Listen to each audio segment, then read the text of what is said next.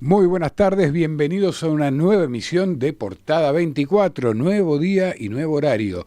Desde las 18 hasta las 20 vamos a estar 2 horas en Portada 24 analizando toda la actualidad del país, como siempre les digo, la realidad en primera plana. Todos los jueves, 18 horas, ya sabés, la realidad acá. En Portada 24 les doy la bienvenida, hoy con un programa más extenso y más rico también en cuanto a los invitados y a las entrevistas, porque se está sumando al staff de este equipo Flavia Morales, licenciada en informática, que nos va a estar hablando y va a estar entrevistando todo acerca de robótica, del presente y futuro, de lo que se viene, educación, tecnología, y también va a estar Juan de Dios Cincunegui, especialista en diplomacia parlamentaria. Hoy entrevistando a Margarita Stolbizer, van a estar hablando justamente de relaciones exteriores, así también como Flavia Morales, va a estar hablando con Melina Masnata, emprendedora y consultora. Y por mi parte voy a estar entrevistando a la diputada nacional por la provincia de San Luis, a Karina Bachey, y al diputado nacional del PRO por la Ciudad Autónoma de Buenos Aires, Álvaro González. Así que bueno, vamos a estar desarrollando diferentes temas, todo lo que está pasando. La verdad, como siempre digo, uno prepara el programa un día antes, 2 días antes, pero hoy, que es jueves, el mismo día, muchas veces hay que reformar y cambiar algunas cuestiones porque la actualidad es muy dinámica. Así que bien, les doy la bienvenida, recuerden, 18 horas y estamos en vivo. Si después no pudieron ver el programa y quieren sintonizar y quieren ver alguno de los programas, pueden entrar a @portada24, nuestro canal de YouTube. Y bueno, hoy juega Argentina, Argentina-Chile, así que hay mucha expectativa. Los vamos a dejar una hora antes, así tiene tiempo de prepararse para alentar a nuestra selección que hoy juega sin Messi. Bien, damos comienzo así a nuestro primer invitado, Álvaro González, diputado nacional, un hombre con mucha experiencia en el terreno político que tuve la suerte de conocer y de trabajar unos años con él en la Cámara de Diputados y tiene una visión muy amplia de la política. Es por eso que hoy lo queríamos tener en el programa para charlar un poquito sobre la realidad. Así que bien, le doy la bienvenida entonces a Álvaro González, diputado nacional. Muy buenas tardes, Álvaro. Hola, Hernán. ¿Qué de tu vida? ¿Cómo andás? Y acá estamos, Álvaro, tratando de analizar un poco la actualidad a través de entrevistas, de ver un poco todo lo que está pasando y bueno, llamando a sus protagonistas, y en este caso quería dialogar, charlar con vos, que hace rato que no hablamos, para que nos cuentes un poco cómo ves diferentes temas de la realidad argentina. ¿Te parece? Me parece fantástico. Trabajo no te falta si querés analizar la realidad. Trabajo nos falta, justamente estaba hablando de eso, que uno prepara el programa un día antes, Álvaro, y sobre la marcha tenés que ir cambiando algunas cuestiones porque es muy dinámica la realidad. Así es. Y en base a eso, bueno, quería arrancar con la primera pregunta, y era, ¿por qué el bloque de diputados del PRO rechazó el decreto de reglamentación que modifica la ley de acceso a la información, un tema que ha traído mucha repercusión? Bueno, me parece que lo primero que hay que hacer notar que es una ley que fue dictada durante el gobierno de Mauricio Macri. Yo no sé si vos no estabas en la Cámara en esa época. Sí, estaba. Habrás votado conmigo seguramente. Exactamente. En donde creo que fue un logro importante la ley de acceso a la información, le daba derechos que le otorgaba a cualquier ciudadano de tener y poder conocer cualquier circunstancia de la actividad interna del Estado. Claro. Y me parece que el decreto que saca el gobierno limita por decreto lo que nosotros fijamos por ley, con lo cual peca. Me parece que en eso coincido con la diputada Karina Banfi en la exposición que le hizo ayer A Francos. al jefe de gabinete, cuando le dice, ojo, que no sea inconstitucional esto que han hecho ustedes. El jefe de gabinete, no sé si para salir de la situación o qué, porque fueron varios bloques y varios diputados que intervinieron y le pidieron la derogación del decreto en función de las limitaciones que provoca a la ley. Él dijo que lo iba a analizar, pero bueno, habrá que ver si lo analizan, si tienen ganas.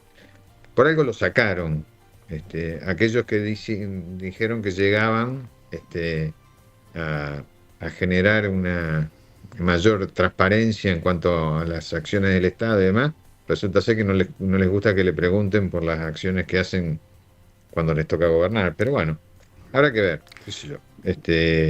El planteo fue hecho, me parece que nosotros con derecho, el propio presidente del bloque, Cristian Ritondo, también se lo planteó, porque defendemos, creo que una ley que fue votada en el periodo que nos tocó a nosotros gobernar en el Ejecutivo y permitió que por esa ley se conocieran muchos de los temas que hoy son tratados y que son grandes escándalos, son en base a la ley de acceso a la información.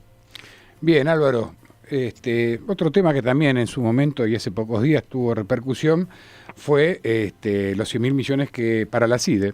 Y quería preguntarte cuáles fueron las razones por las cuales votaste a favor de derogar el DNU que le otorgaba justamente 100.000 millones a la CIDE.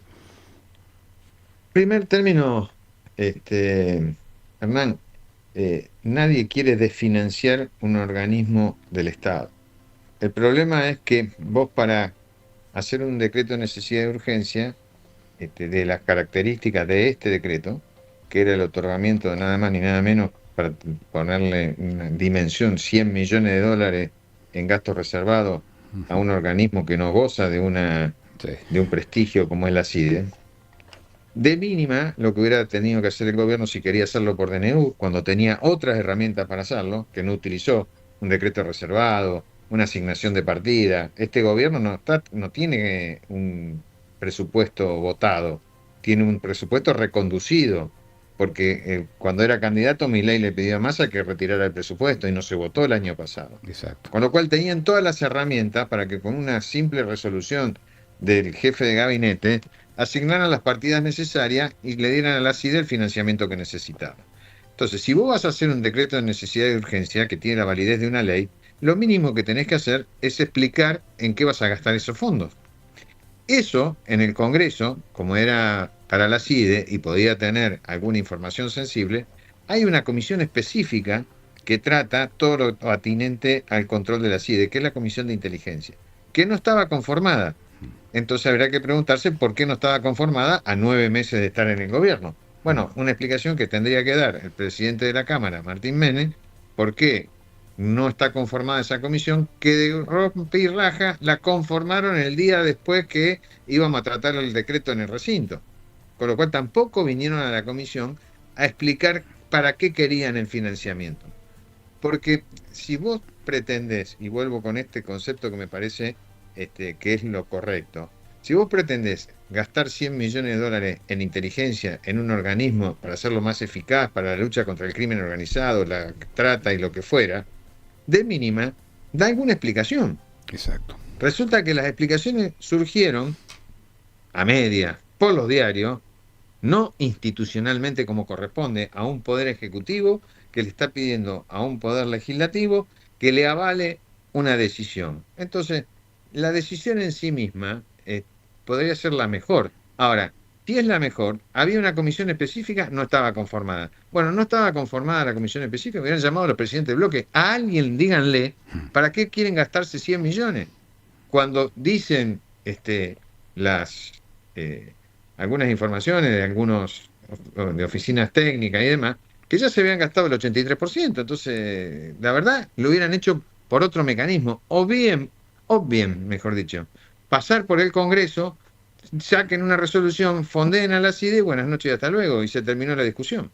Yo, escuchándote, Álvaro, en tus respuestas, me hace recordar un poco en un reportaje que vi tuyo hace pocos días, donde vos decías que el gobierno no dialoga y no explica. A ver, y la pregunta es, ¿con quién tendría que dialogar para vos el gobierno y a quién le tendría que explicar el gobierno?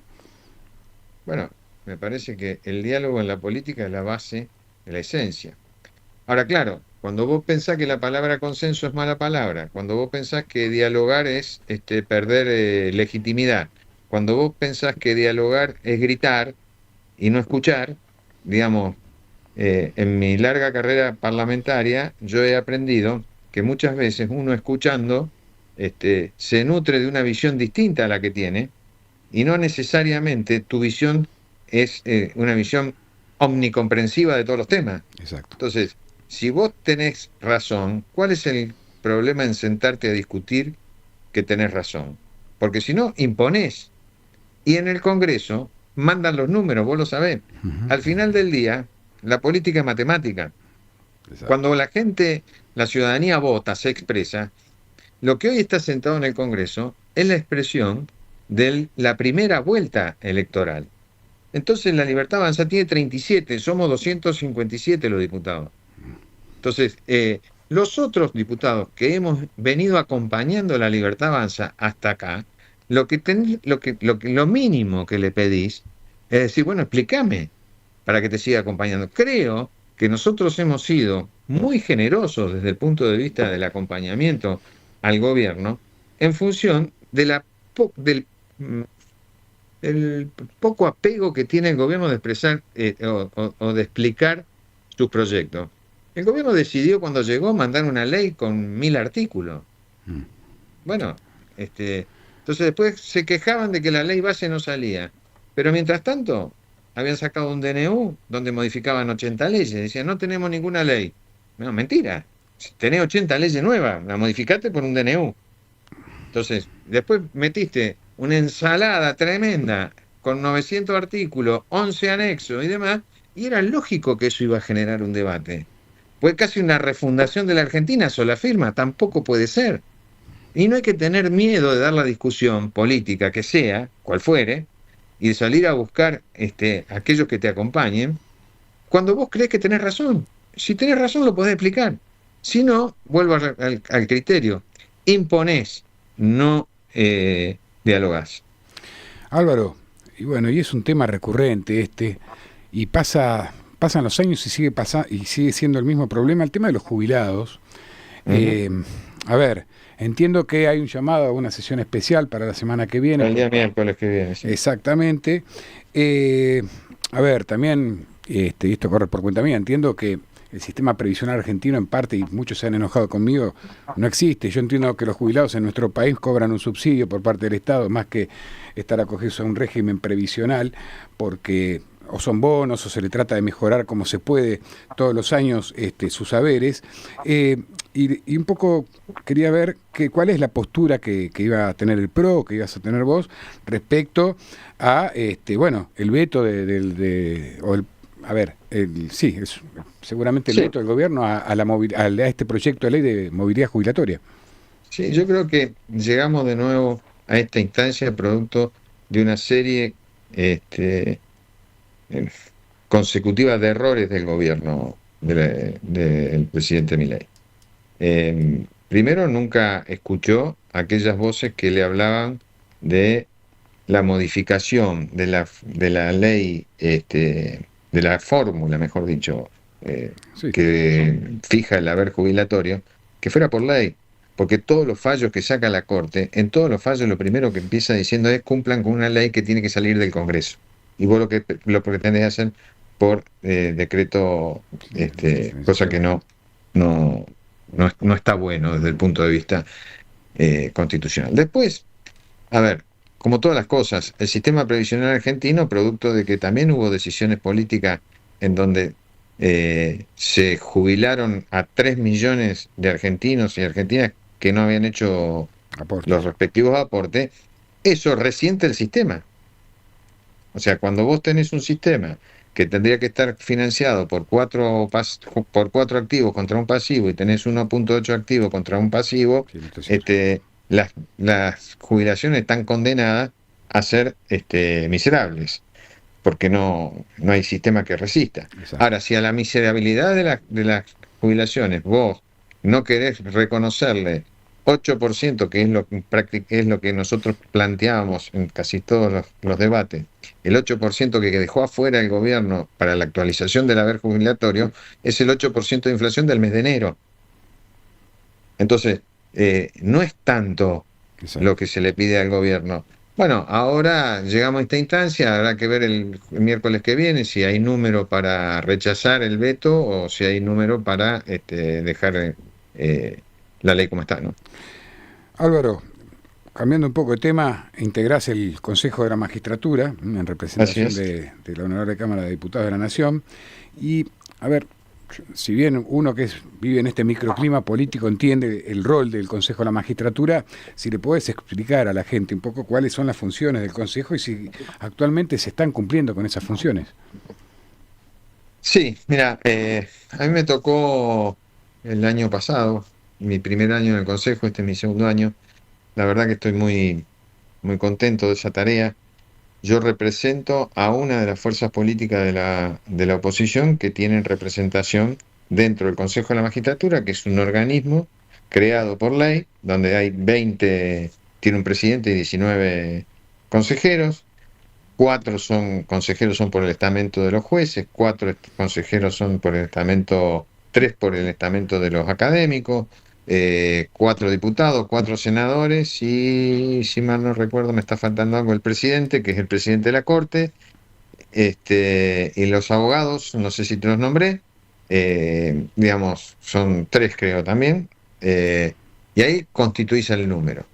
La función del Consejo de la Magistratura básicamente son algunas que tienen que ver con, digamos, con cuestiones más administrativas, financieras, como es la aprobación del presupuesto, que fue lo que ocurrió en la última reunión.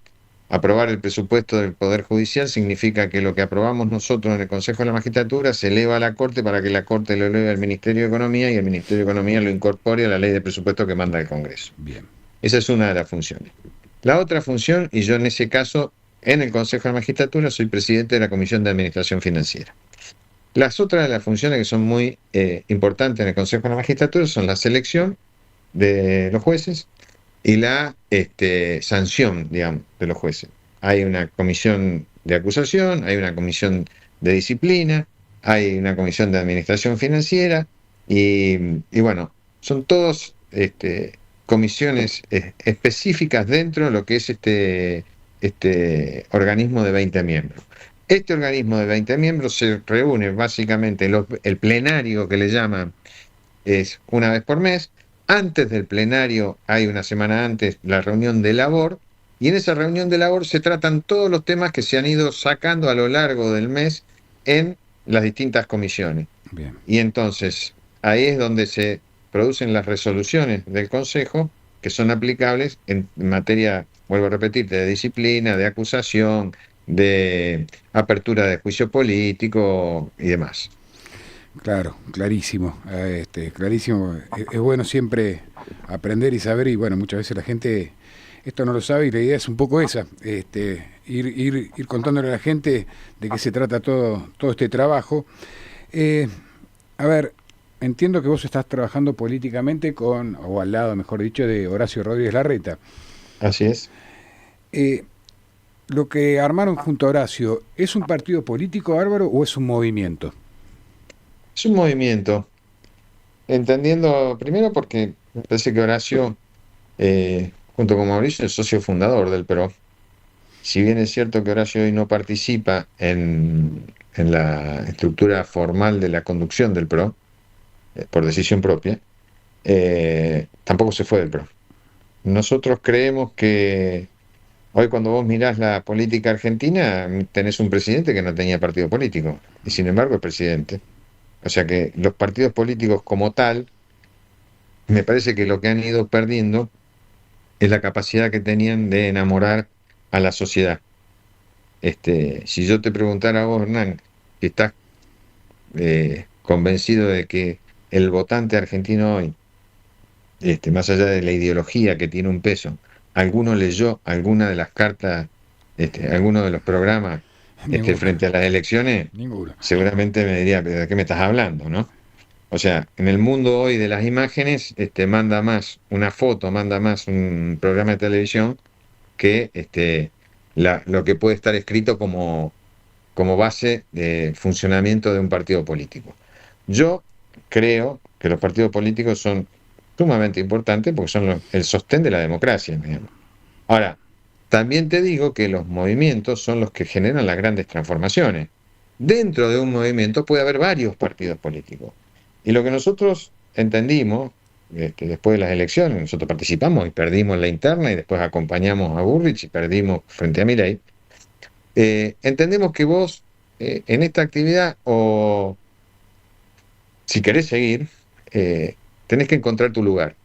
Y me parece que el lugar que buscamos es un lugar donde nosotros podamos generar un programa que el día de mañana pueda ser validado no solo por aquellos que lo formulamos, sino validado por otro grupo distinto de partidos. Y para eso era mucho mejor que no fundar un partido ni tratar de imponer en el PRO este programa, sino generar un movimiento que básicamente tiende a, como lo hemos denominado, desarrollo, porque creemos que la Argentina la única forma que tiene de salir es desarrollando sus capacidades. El ajuste es transitorio, el déficit cero no es un programa de gobierno. En todo caso podrá ser la condición para un programa de gobierno exitoso, pero no es un programa de gobierno en sí mismo. Entonces, aprovechar en esta etapa, en donde nadie habla no estamos hablando electoralmente de política, ni mucho menos, nosotros decidimos aprovechar esta etapa y en vez de gastar el tiempo, invertirlo en decir, bueno, el día de mañana vamos a poder convocar a un montón de gente, propios, extraños, de la vida política, de la vida social de la Argentina, de la vida académica, de la vida jurídica, judicial, sindical y demás, a decir, che, bueno, nosotros pensamos que un programa de desarrollo para Argentina debe ser este, y que alguna vez, tenemos derecho a soñar, soñemos con que el programa sea más importante que el candidato. Entonces, una vez que vos tenés el programa, tenés que buscar quién lo gestione. Y ahí me parece que es donde nosotros podemos tener algún diferencial si tenés el programa validado por una mayoría política importante, y eso se llama acuerdo, eso se llama consenso. El gobierno detestaba esto, pero después llamó un pacto. ¿Qué es un pacto si no es un acuerdo? Entonces, digo, la idea de nuestro movimiento es, hoy, en esta instancia, en este momento histórico, es generar o tratar de generar un programa que mañana podamos exhibirlo públicamente y buscar quién lo pueda gestionar.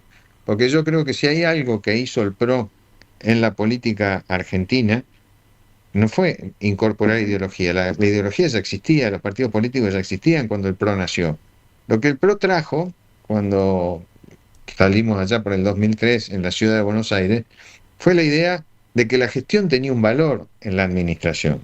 Los políticos en aquella época, yo soy ya veterano, a mí me ha tocado toda la parte de la dictadura y todo eso, estudiando en la Universidad Nacional del Litoral, mi viejo estuvo en Cana y qué sé yo, toda una etapa, pero ¿qué te quiero decir? Nosotros hablábamos de ideología, discutíamos otras cosas, ¿no? La gestión era una cosa que media dejada al costado. Macri y su paso por Boca Juniors mostró que la gestión podía ponerte en un lugar distinto. Y eso fue lo que hicimos en la ciudad de Buenos Aires. Y durante 16 años, el PRO en la ciudad de Buenos Aires lo que logró fue que el vecino acompañara a los jefes de gobierno de la ciudad de Buenos Aires, porque lo que hizo el PRO fue establecer que la gestión transformara la ciudad. Entonces no discutíamos de los pajaritos de colores. Yo me acuerdo, me tocó en una de mis diputaciones en la ciudad, ser presidente de la Comisión de Presupuesto, y siempre la obsesión de Macri y Larreta era la asignación de los recursos. ¿En qué va a gastar la plata? Claro. Entonces, cuando vos decís, che, ¿qué es lo que se hizo en la ciudad? ¿Sabés cuánto era la inversión real directa? Llámese la obra cuando llegó Macri al gobierno en el 2003. No. En aquel momento eran 6 pesos de cada 100. Cuando se fue Horacio del gobierno eran 38 de cada 100. Ahí está el milagro de la gestión. Que vos achicaste los gastos que no tenían sentido y los direccionaste a la inversión real directa. Y eso fue lo que provocó no solo que la ciudad estuviera más linda, más limpia, más iluminada, que fuéramos pioneros en todo lo que tiene que ver con el medio ambiente, sino que además, como valor agregado, se hicieron grandes obras de infraestructura que hacía muchísimos años no se hacían. Caso del Maldonado, del Vega, el Paseo del Bajo. todas cosas que requieren de una inversión muy importante que se pudo hacer sin desatender lo que fue lo que es, mejor dicho, técnicamente hablando, el alumbrado del barrio y de la limpieza. Bien, Álvaro, bueno, y te voy a la última, para no robarte más tiempo y agradeciéndote todos estos minutos que nos estuviste comentando y haciendo un análisis de todo lo que estaba pasando. ¿Qué consejo le darías, uno cortito, al gobierno, al presidente, que si bien fue votado por una mayoría, de cómo manejarse con la política argentina, de cómo manejarse con las instituciones? ¿Qué le dirías? Yo le diría, hay que bajar un cambio, hay que tener menos títulos taquilleros y trabajar más en cuestiones que tienen que ver no tienen que ver con la casta, porque en definitiva hoy parecen ser que la casta son ellos, que es lo que vinieron a cambiar. Entonces no es un problema de que el que está en el gobierno, el problema es cómo vos generás políticas sustentables a lo largo del tiempo. Entonces, si vos, en lugar de, digamos, imponer, utilizando y apalancándote en el 50%, el 70%, el 80%, no sé, la cantidad de gente que te votó, cuando vos tenés un montón de diputados, por lo menos lo que a mí me toca, que no quieren hacerle la guerra al gobierno, ¿no? Lo que quieren es que si mandaste una ley, poder opinar, poder mejorarla, poder. Entonces, eso no lo hacen los ratones, lo hacen gente que está en una institución, que es Congreso, que es tan importante como la institución Poder Ejecutivo y que es tan importante como la institución Poder Judicial. Entonces, me parece que lo que hay que tratar es no estar tensionando todo el tiempo, creyendo que de esa tensión te vas a llevar la solución. Me parece que hay posibilidad de conversar y de resolver los problemas. Álvaro, muchísimas gracias. No, gracias a vos por estos momentos y felicitaciones por el programa. Muchas gracias, Álvaro. Un abrazo. Y así pasaba entonces el diputado nacional del PRO, por la Ciudad Autónoma de Buenos Aires, Álvaro González. Esto es Portada 24. Ya han pasado 32 minutos de las 6 de la tarde. Vamos a un corte y ya volvemos con más. Bien, 35 minutos pasaron ya de las 6 de la tarde, estás en Portada 24, acordate, nuevo horario, nuevo día, hasta las 8 de la noche, la realidad en primera plana. La verdad que me gustó la entrevista que tuve con el diputado Álvaro González.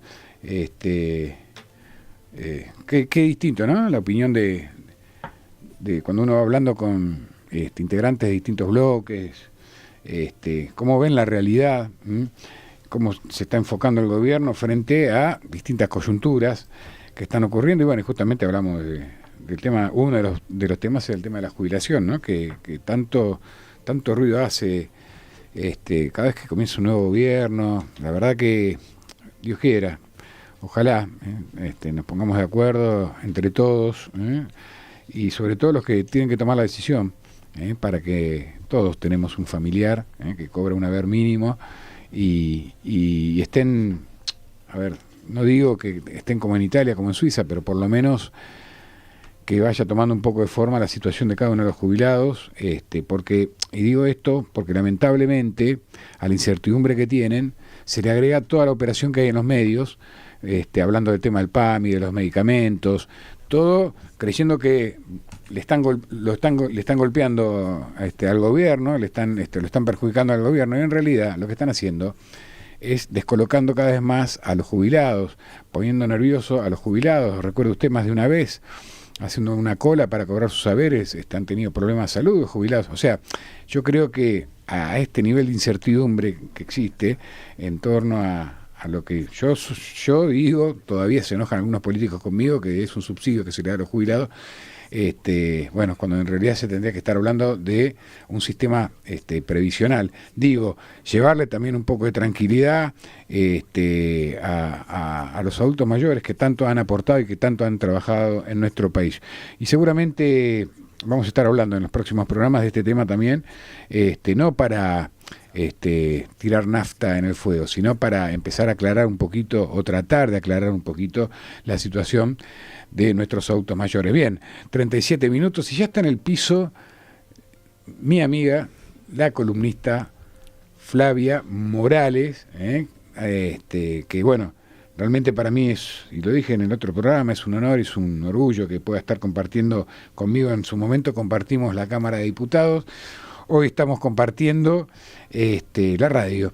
Y bueno, darte la bienvenida, saludarte y agradecerte que seas parte de este equipo. Flavia, ¿qué tal? Buenas tardes. Buenas tardes, Hernán. La verdad te felicito, escuchaba la nota, la verdad que un político de raza, Álvaro, sí, muy buena nota, que no se la pierdan los que no pues la escucharon, la verdad que no hay desperdicios. Y acá, contenta, empezando esta primera columna en tu programa, la verdad que lo sabes, muy nerviosa, pero bueno, nada, sinceramente esto de la dinámica de trabajar juntos está muy bueno, como lo hacíamos en viejos tiempos. En viejos tiempos, nada más, bueno, acá estamos en vivo. Sí. Allá también. Bueno, también en vivo y por plataforma también. Sí, pero justamente yo creo que acá tenemos menos presión. Mirá, yo por eso te digo, no te pongas nerviosa, porque acá vos recordás que allá había un poquito más de presión. Acá no tenemos que apretar ningún botón abajo. No, la VPN, no hay nada raro. No tenemos que loguear ni poner barbijo. Es un ámbito más descontracturado que justamente un poco, y lo habíamos hablado con Flavia, es tratar de ver el lado B de la política, y en este caso, y hablando con Flavia, que ella nos va a estar diciendo, y a partir de sus entrevistas también, ver el presente futuro, o sea, el mundo que viene, no el mundo que pasó. Ya el ancla, ya los argentinos estamos cansados, Flavia, de hablar del pasado todo el tiempo. El ancla que tenemos tirado al pasado hace que hoy estemos como estemos. Por eso, bienvenido a los temas que vas a tocar hoy. Y si vos podés, a ver, sí, falta un minutito todavía para la entrevista, brevemente decirle a la gente, básicamente y por arriba, ¿qué temas vas a estar tocando, Flavia? Mira, vamos a estar entrevistando a una persona que viene del palo de la educación. Es una educadora nata, pero a la vez es de esta nueva, no es de nuestra edad, es un poco más joven y ya fue atravesada desde su formación con las tecnologías. Entonces se dedicó adentro y por fuera del aula, estuvo en el ámbito público y en el ámbito privado.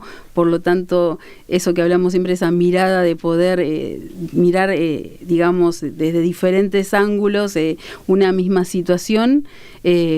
Ha presentado hace muy poquito un libro, y uno de los desafíos, siempre debatiendo, siempre tratando de llegar, hemos compartido territorio, hemos compartido paneles, pero lo que yo admiro de esta persona es que sinceramente pone esos temas por ahí que son incómodos, ¿no? Y que ya hace rato que llegó el momento de hablar de esos temas incómodos, y sabemos que por ahí en educación y en todos los ámbitos los hay, ¿no?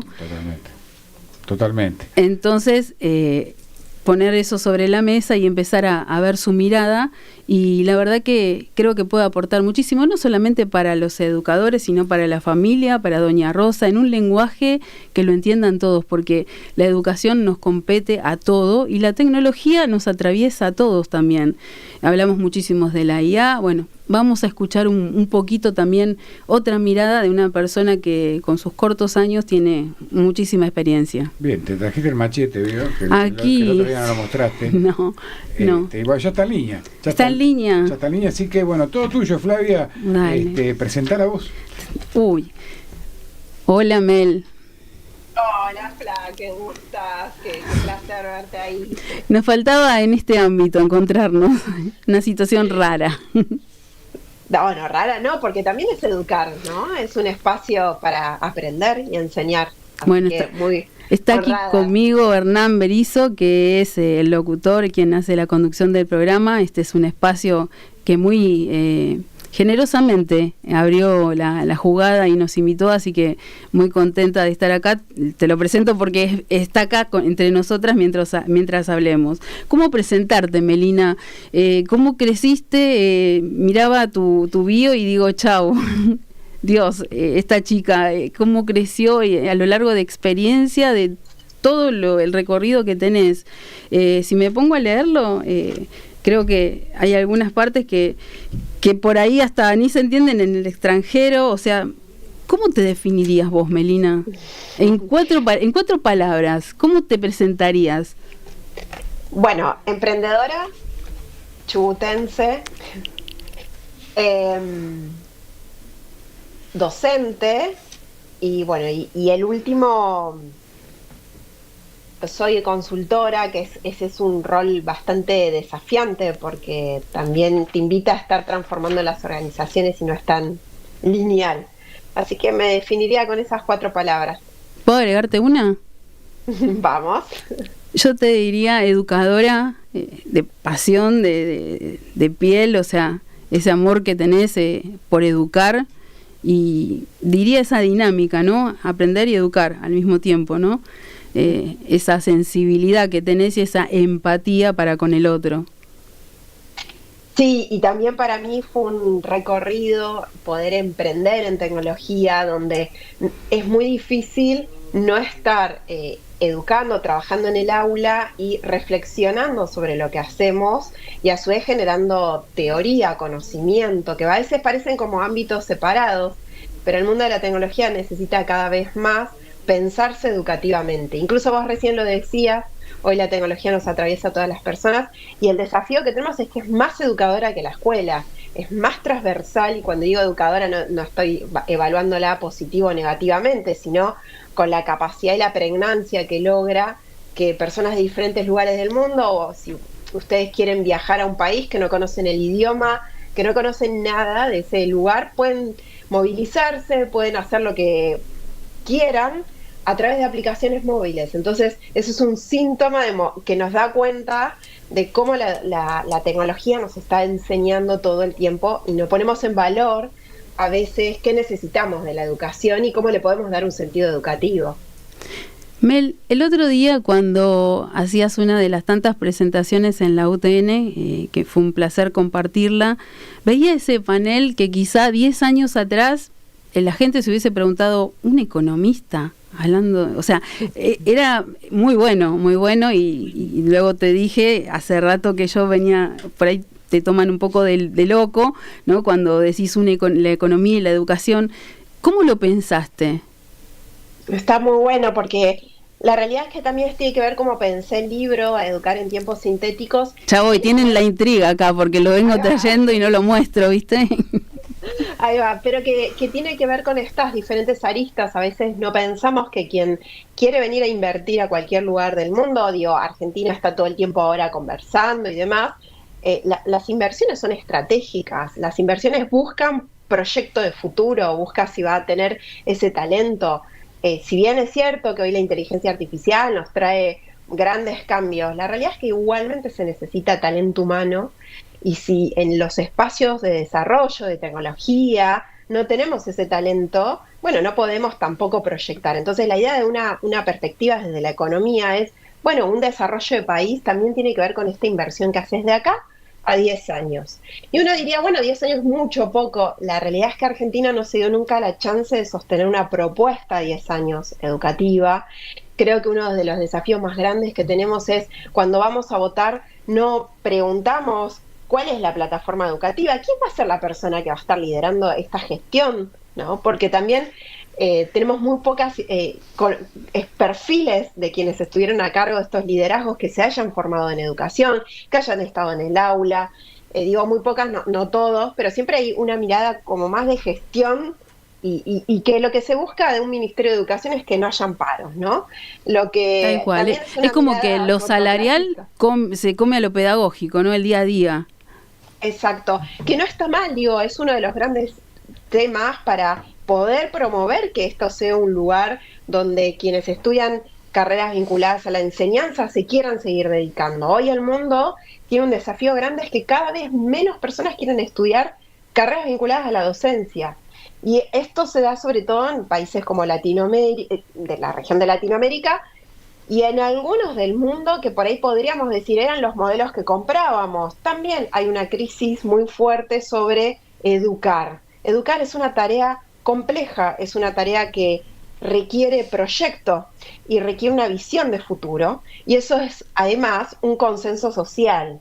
creo que el último tiempo le damos, siempre decimos con un caño a quien educa, decimos nada, los profesores no importa nada, los docentes, bla, bla, pero la realidad es que no le estamos mostrando hacia dónde queremos estar unificados con ese proyecto país y ese desarrollo o esa visión de futuro. Entonces es muy fácil ir a lo cortoplacista, a lo chiquito, que es decir, bueno, no les interesa nada. ¿Y cuáles son las condiciones? ¿Y cuál es el proyecto? E incluso muchas de las veces los errores que se suelen hacer es, bueno, vamos con evaluaciones. Perfecto, a mí no me parece que está mal. Lo que me parece que está mal es que uno tiene siempre la perspectiva de la evaluación va de relacionado con qué quiero medir. Y si antes te di las oportunidades para que vos aprendas eso que quiero medir. Entonces, las evaluaciones de desempeño, yo que trabajé en compañías de tecnología y demás, son muy transparentes, honestas. Cuando alguien entra a trabajar, te dicen, bueno, te vamos a evaluar porque hagas esto. Entonces, creo que ese es un ejemplo muy concreto de que si estamos hablando de inversiones estratégicas, sobre todo en tecnología, tenemos que estar hablando del sistema educativo. Y si bien es cierto que tenemos grandes deficiencias, muchísimos años de desafío, todo lo que ya sabemos hoy, la alfabetización, etcétera, etcétera, cada vez estamos más bajo en los rankings. La otra realidad es que tampoco hay consenso social sobre tenemos que generar una mesa que se sostenga de acá a 10 años. Los países que cambiaron de esta manera y con muy poca inversión económica, y esto lo quiero decir porque por eso también invité a una ministra y a un economista también para que cuenten, y una persona del mundo de las empresas tecnológicas, que en realidad podemos decir acá las marcas, podemos decir, estuvo Microsoft, creo que era la CEO de Microsoft. No, sí, la directora de todo lo que es área legal, que es muy importante en los mundos tecnológicos, lo legal, porque incluye hacia dónde van los datos y demás. Marina Bericua, que es una persona que trabajó hace muchísimos años en estos temas, viene además de trabajar en los ámbitos bancarios, en donde de nuevo las inversiones estratégicas en los países se hacen así. Y como bien decías, yo creo que el desafío es salirnos de lo cotidiano, del modo supervivencia, que nos lleva siempre a buscar culpables, blanco y negro, binario, ¿viste? Buenos y malos, a pensar en que de acá está el consenso, ¿no?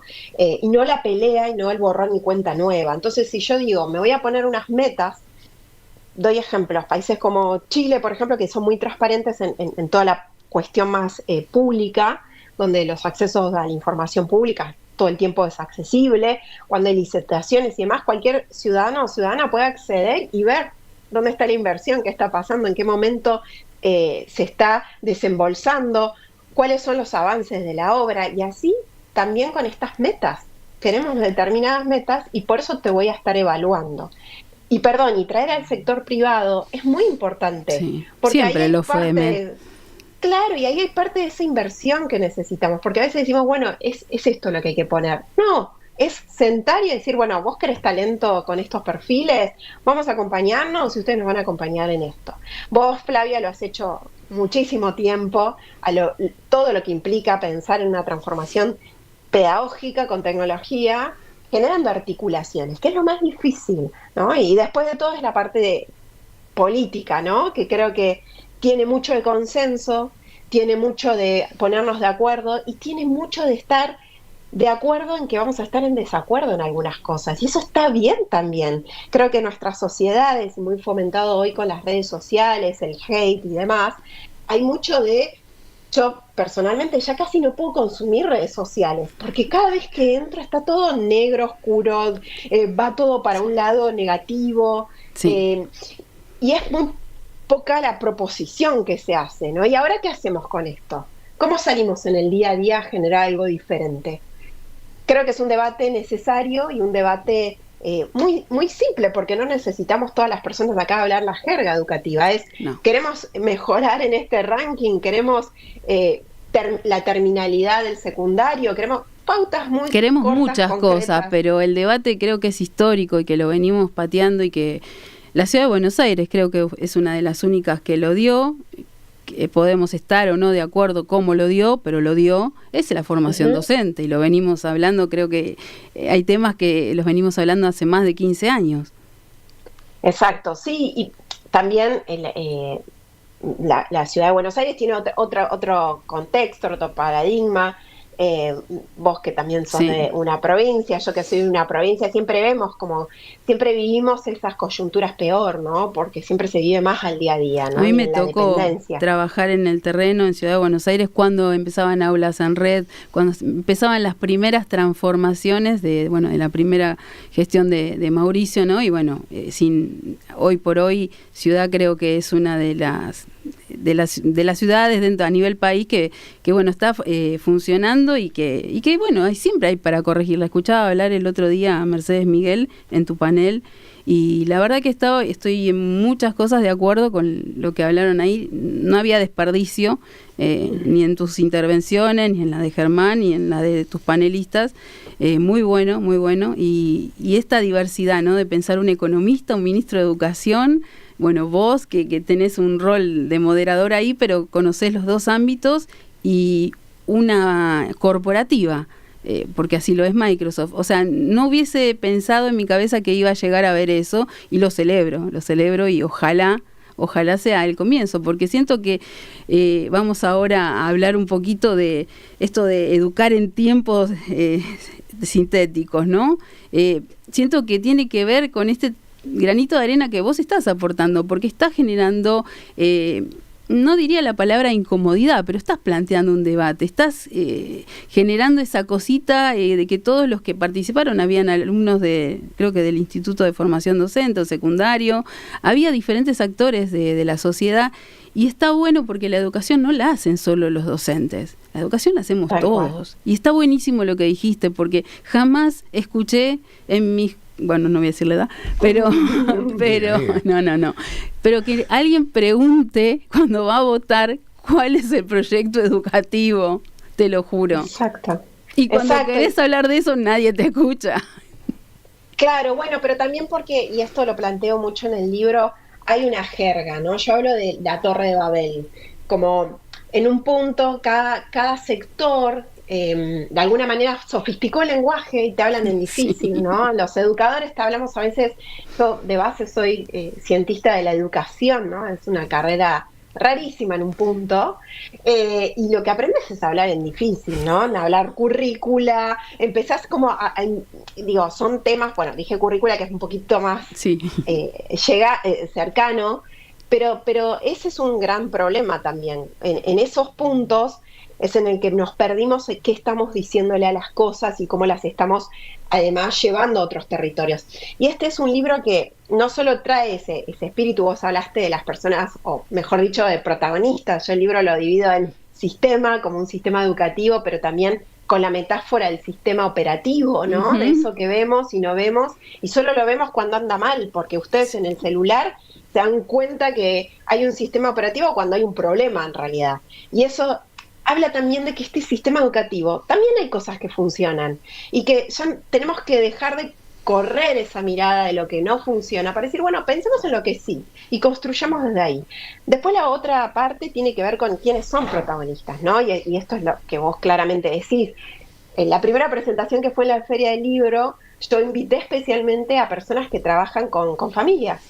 De hecho, invité a Beta Suárez, que ella es madre, emprendedora argentina, y a Julieta Yulkin, pero más desde su lugar de madre. Y entonces se armó un debate muy interesante sobre, bueno, cómo elegimos las escuelas, cómo elegimos el futuro, siempre desde, en este caso desde un lugar más de privilegio, ¿no? Porque podemos elegir.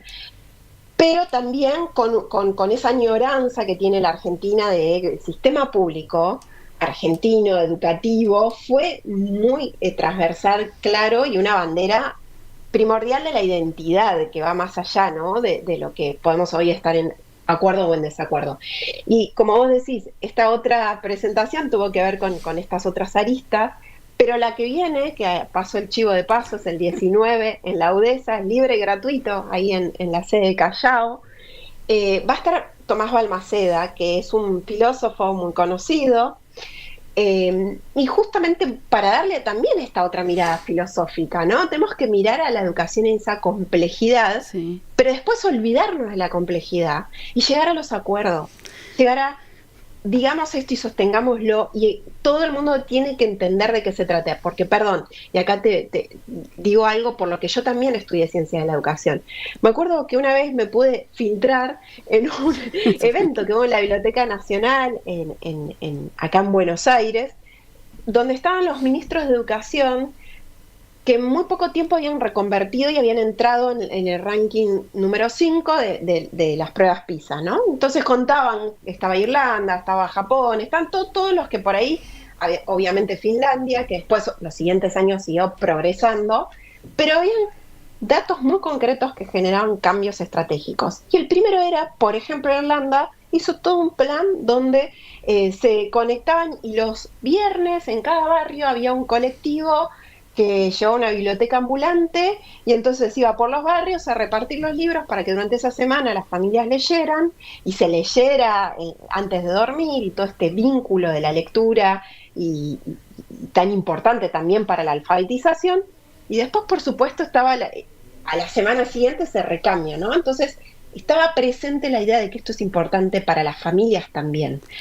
Y hacer estos pequeños cambios tan chiquitos, pero tan importantes, que uno dice, bueno, es una gran inversión. No, porque después en el medio consiguieron sponsors, entonces también está buenísimo. Es que cuando el proyecto es bueno, acompaña, el privado acompaña y el privado está. El tema también es darle la entrada, ¿no? De buscarlos, de como dijiste vos hoy. Yo me pasaría 3 horas hablando con vos, siempre es un placer y la verdad que aprendo, te escucho. El libro me lo leí 2 veces y mira, lo estoy mirando a Hernán por el tema de los tiempos, acá el experto es él en tema de radio. Preguntarte, vos hablás en el libro cómo preparamos el mañana. ¿Y cómo preparamos el mañana sin descuidar el presente? Porque hay una buena camada, una generación que es la que tenemos hoy en la escuela secundaria, sobre todo, que es ahí donde tenemos un gran problema, que encima esa generación fue atravesada por una pandemia. Comenzó, y por ahí te lo digo en primera persona porque lo veo en casa, ¿no? Tomás tiene 18, son más o menos de esa edad. Primer y segundo año no lo hicieron. Sí, bueno, yo el libro traigo siempre voces de personas que estuvieron pensando, trabajando y accionando, ¿no? Y experiencias, porque creo que no tienen que ser los gurúes de siempre los que cuentan qué pasa, ¿no? Y sobre todo en un momento donde a veces, el año pasado aparecían mensajes como, bueno, la inteligencia artificial va a cambiar y va a reemplazar a los docentes, ¿no? Que fueron declaraciones de Bill Gates, ¿no? Sin ir más lejos. Entonces, trayendo un poquito esto, y en este caso, vi algunos casos, por ejemplo, donde se trabajaba sobre todo la articulación de que la experiencia escuela es una experiencia movilizadora. Y uno dice, voy a aprender, sí, pero es una experiencia. Y esa experiencia esté conectada con generar lo que por ahí en la casa no pueden tener esas personas, que generar convivencia. De hecho, habían muchos temas vinculados en proyectos donde se les pregunta a los estudiantes qué es lo que vos querés aprender, cuál es tu nivel de interés en algo, y de ahí conectamos la currícula, la adaptamos y enseñamos, bueno, quienes quieran este proyecto, piénsenlo desde este lugar. Ahora, el contenido lo tengo que enseñar, todo lo que ya sabemos, la planificación la tengo que llevar a cabo. Pero pongo a la experiencia primero y al autoconocimiento, porque el mayor desafío que tenemos las personas, y yo les pregunto a ustedes, que son personas que piensen y reflexionan, es ¿cómo aprendes vos? ¿Cómo aprendes mejor?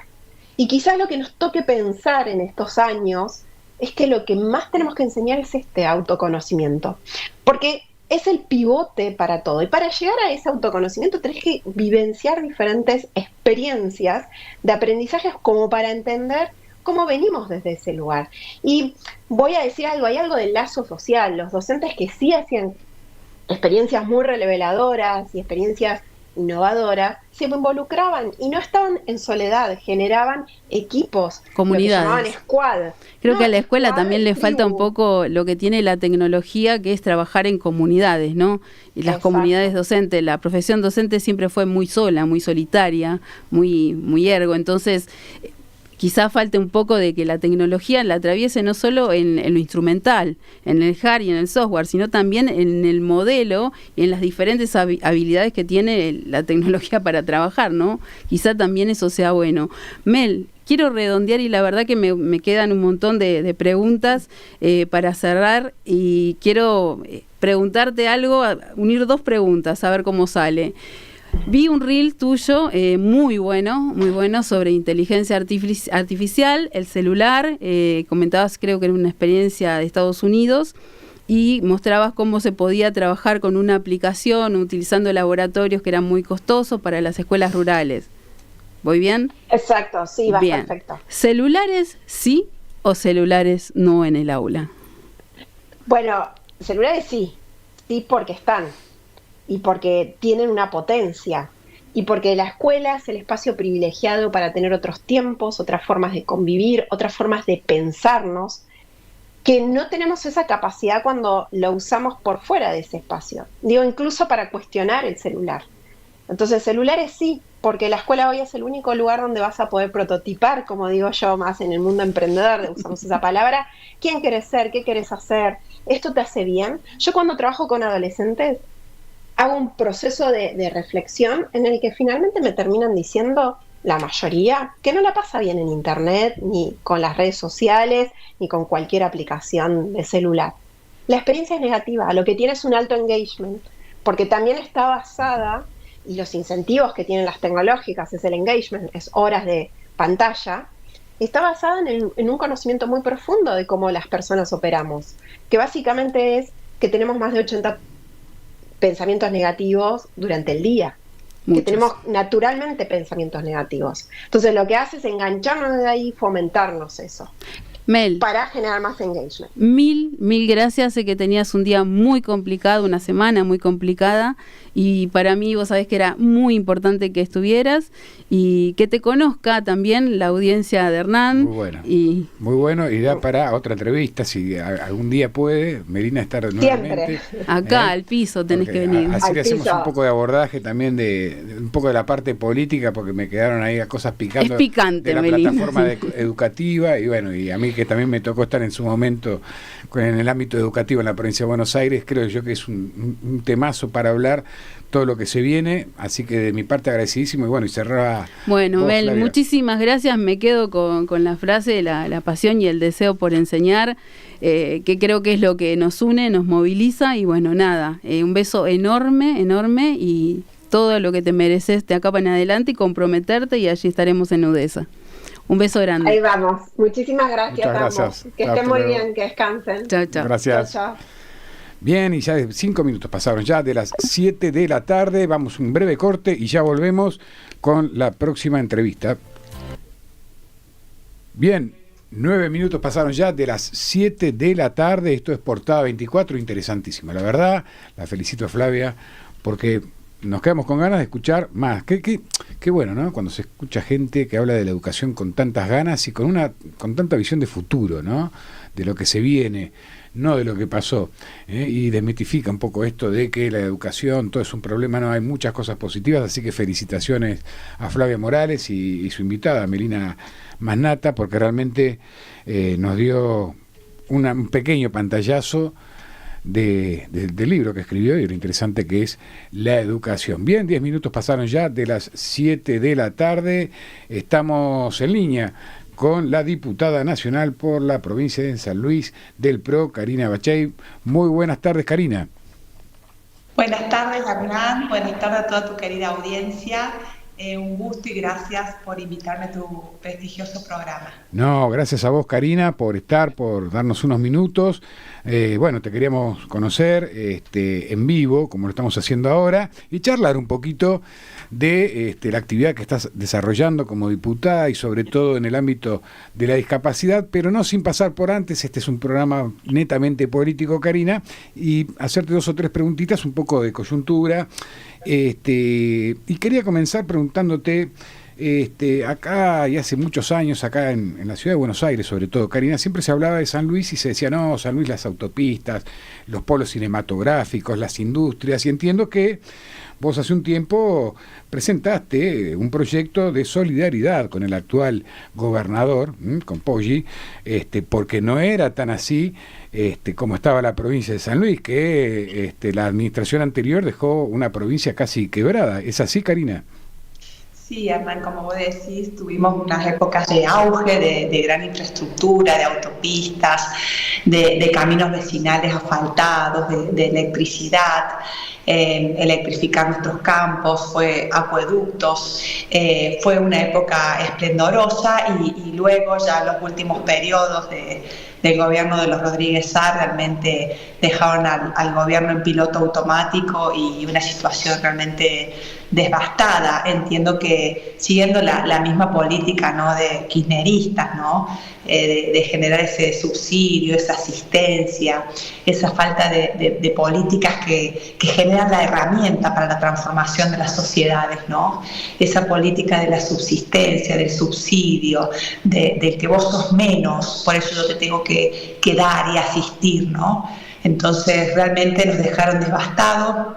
El actual gobernador está acomodando las cuentas, las cuentas se están ordenando, de todos modos no es magia, es un paso a paso, un construir, pero lo cierto es que Poggi ha sido ministro de Economía, también fue gobernador y es contador, en definitiva tiene las ideas claras con respecto a los números. Ahora anunció ayer la primer tanda de construcción de viviendas, que eso le hace una inyección importante a la economía, ¿no?, porque la construcción genera un circuito económico considerable, tanto de mano de obra como servicios principales como adherentes. Realmente va a generar toda una movilidad y además que empieza a generar ese clima de esperanza, ¿no?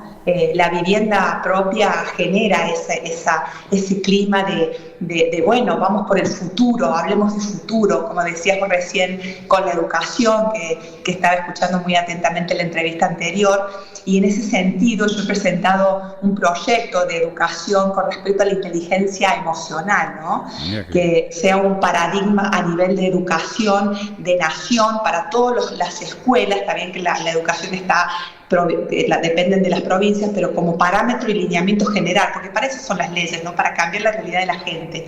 Entonces, que en este proyecto, perdón que me mandé de una con mi proyecto, realmente lo que busco es que se empiece a hablar, que se intruya en el ámbito escolar lo de la inteligencia emocional, desarrollar nuestras habilidades blandas. Tenemos la inteligencia artificial que viene como un Pac-Man, comiéndonos, hacer un tsunami, nos tenemos que subir al tsunami, aliarnos con ello, trabajar en conjunto con la inteligencia artificial, y creo que es el momento de encontrar los talentos, empoderarnos como seres humanos, y esto es lo que habla mi proyecto para poder instaurar desde la educación la inteligencia emocional, para que sea, digamos, una política de Estado. Bien, Karina, ahí, bueno, cuando vos recién decías de la construcción de viviendas, en un momento donde en todos los medios se habla de que no hay obra pública, evidentemente sí hay obra pública, por lo menos acá en la provincia de San Luis, y eso, bueno, es altamente, y coincido con vos, positivo. Y, a ver, yo quería consultarte porque vi en una página que vos tenés un 97% más o menos de coincidencia con el bloque oficialista en cuanto a las votaciones. ¿Estás totalmente de acuerdo con cómo se está manejando y lo que está haciendo este gobierno, o tenés algunas diferencias, Karina? No, yo pertenezco al bloque PRO y nosotros somos una oposición responsable. Si bien la plataforma de Milei ha sido plataforma del PRO, muchas veces con respecto a las formas, obviamente que no coincido, pero sí coincido en la libertad, en la independencia, en que el Estado tiene que sacar la pata de encima a todos los privados, que el Estado tiene que tener una justa participación, ni más ni menos, pero sí necesaria en educación, necesaria en seguridad, necesaria en salud. Son temas que tiene que estar presente el Estado, pero un Estado eficiente. Nosotros ahora estamos bregando por la déficit cero. Llegamos al déficit cero. ¿Qué va a pasar después? Yo estoy ansiosa de ver el presupuesto, porque el presupuesto nos va a mostrar el lineamiento económico de acá para adelante, porque llegamos a las cuentas cero, hacemos el esfuerzo, los argentinos estamos haciendo el esfuerzo cuando vamos a cargar combustible, cuando vamos a comprar medicamentos, cuando vamos al supermercado. ¿Para qué? ¿Cómo va a ser la salud? ¿Cómo va a ser la educación? ¿Cómo va a ser la seguridad? Porque si no, ¿para qué hacemos el esfuerzo? Creo que tenemos que mostrar hacia dónde vamos. Cuenta cero, déficit cero, sí. ¿Para qué? ¿Cómo lo vamos a gastar? Bien, no, está claro, y bueno, y es importante lo que hablabas vos recién de ver el presupuesto, y yo creo que igualmente, Karina, los argentinos tienen muy claro que este esfuerzo que están haciendo, porque muchos apostaban, Karina, que todo iba a salir volando en marzo. Vos recordarás algunos exfuncionarios comiendo pochoclo diciendo mi ley dura hasta marzo, abril y esto se termina. Yo creo que los argentinos están muy conscientes de que el esfuerzo tarde o temprano habría que hacerlo, y bueno, se está haciendo, y comparto con vos que creo yo que sí saben para qué, porque vos seguramente hablás un montón con la gente, con provincianos, y sabés del esfuerzo que están haciendo, pero tienen una esperanza, ¿no? Totalmente. Yo además soy contadora hace 25 años, tengo un equipo de 10 personas aquí en mi ciudad, en la provincia, ejerzo la profesión en San Luis, en Córdoba, en Mendoza, y veo la clase empresarial, ahora veo las pymes que quieren acceder al plan, pero a su vez su economía se ha retraído, se ha contraído. Entonces realmente, bueno, ahora estamos necesitando estas medidas para la microeconomía, ¿no? Porque la macro va marcando buen ritmo, pero necesitamos bajarlo a la micro, ¿no? Al kiosco, al carnicero, al comerciante, a la micropyme. Necesitamos esas medidas, esas herramientas que los empresarios no quieren que le den nada, solamente que le hallen el camino, que generen herramientas, y la economía se reinventa sola. Por eso cuando ingresé, yo tengo un periodo muy corto como política, porque ingresé en el 2021, no vengo de la política, y me incliné por la discapacidad, porque es un colectivo realmente que necesita que los que estamos ocupando los lugares estratégicos ocupémonos de estos temas realmente para generar estas herramientas que transformen su realidad. También he presentado un proyecto para los deportistas con discapacidad federados, para que tengan perdón. Sí, no, perdóname, no, que eso te iba a preguntar porque, a ver, entiendo que es un proyecto muy importante el que has presentado. Es más, me lo estudié y te quería preguntar un poco eso del proyecto de asistencia económica mensual para personas discapacitadas que practican deportes federados. ¿Es así, Karina? Sí, ¿y por qué federado? Porque entiendo que a través de las federaciones vos tenés competencias municipales, provinciales, nacionales, una línea, una planificación estratégica. Entonces, por eso lo encuadré en lo federado. ¿Y por qué las personas con discapacidad? Porque entiendo que a través del deporte las personas con discapacidad obtienen su protagonismo, empiezan a generarse independencias. Entonces podemos ver a la discapacidad en plena acción. Y eso es importante, porque por ahí le hemos corrido la figura del victimismo, ¿no? Y entiendo que cuando te ponen la calidad de víctima, te cortan la capacidad de acción. Entiendo y trabajo por fogonear el protagonismo, el talento, empoderarnos como seres humanos. Creo que si tenemos sociedades empoderadas, no tendríamos los políticos que tenemos hoy, no tendríamos las formas que se generan, ¿no? Que realmente este ninguneo, el hablar mal del otro. Si yo estoy en una tarea parlamentaria, tengo que hablar de mis proyectos, de hacia dónde voy, el servicio, o sea, dejar de mirar los ombligos. Entiendo, Karina, y comparto lo que vos estás comentando, que, bueno, sos una de las diputadas que más voz le da a las personas discapacitadas.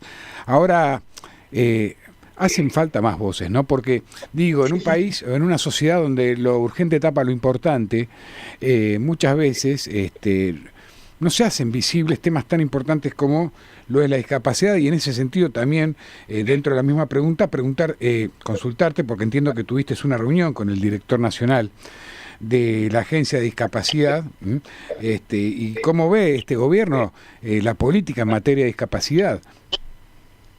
Bueno, en principio cuando fui colega del presidente Milei, le pregunté cuando estaba ya en campaña y nos sentábamos al lado de las bancas porque estábamos en la última fila, y le pregunté en este sentido, y él me dijo que realmente le interesaba trabajar de veras en este sentido y que el gasto llegase a donde tenía que llegar, el gasto, la inversión, digamos, a donde tenía que llegar en cuanto a prestaciones, en cuanto a ayudas.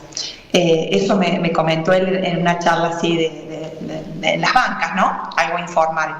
Y luego tuve con el director del ANDI y realmente vi un compromiso en ver dónde estamos parados. Si vos viste los números del 2003, la cantidad de discapacidad ahora, que llegamos casi a 1.200.000, es como si hubiésemos tenido un tsunami, una catástrofe. O sea, ¿qué pasó entre medio de la sociedad, no? ¿Qué pasó que a todo el mundo le asignaron la discapacidad, esa asistencia? O sea, ¿qué pasó? Exacto.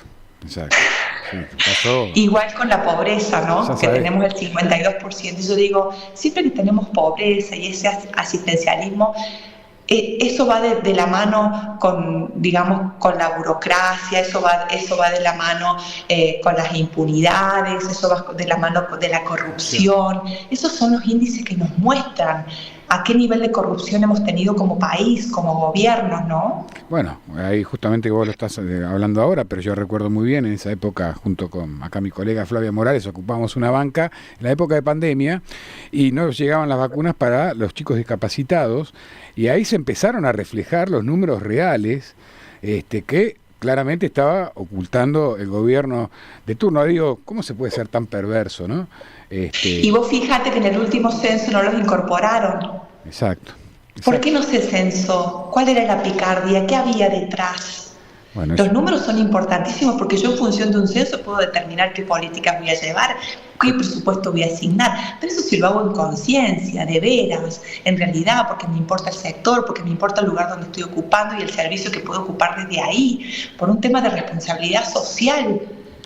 Totalmente. Y te pregunto, ¿está funcionando la comisión de discapacidad en el Congreso actualmente? Digo, ¿no? Por el proyecto que presentaste, ¿cómo está? ¿En qué instancia está este proyecto? Bueno, ya tiene, digamos, dictamen de deporte, tiene dictamen de discapacidad y ahora va a pasar al más bravo, que es presupuesto. Y sí.